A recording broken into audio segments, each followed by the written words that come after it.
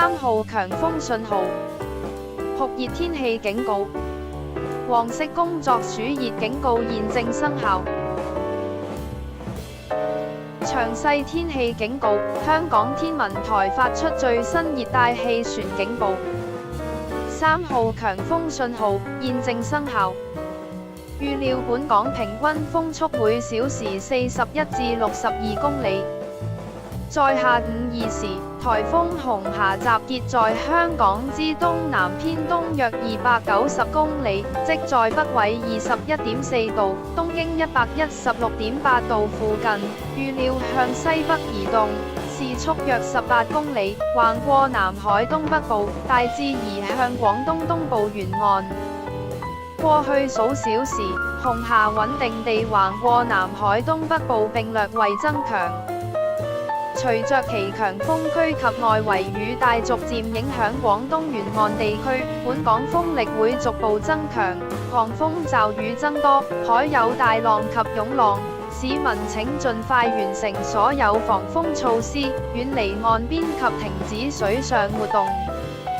按照現時預測路徑，紅霞會在明早於惠州至汕尾一帶登陸，在本港東北100公里左右掠過。預料香港部分地區風力會達烈風程度。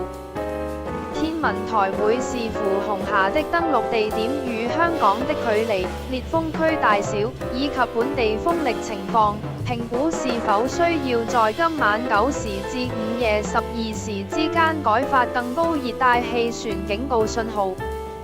受紅霞的雨帶影響，本港明日有頻密狂風大驟雨及雷暴，屆時可能需要發出暴雨警告信號或局部地區大雨提示。市民請密切留意天文台的最新天氣消息。勞工處提醒你，黃色工作暑熱警告在今日下午1時10分仍然生效，表示部分工作環境下的熱壓力頗高，請採取適當的防暑措施。詳細天氣警告，酷熱天氣警告現正生效。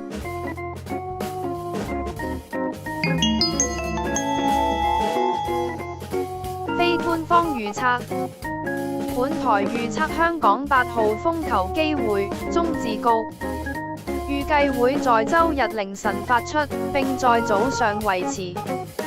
記得密切留意我哋嘅天氣直播，做好防風準備。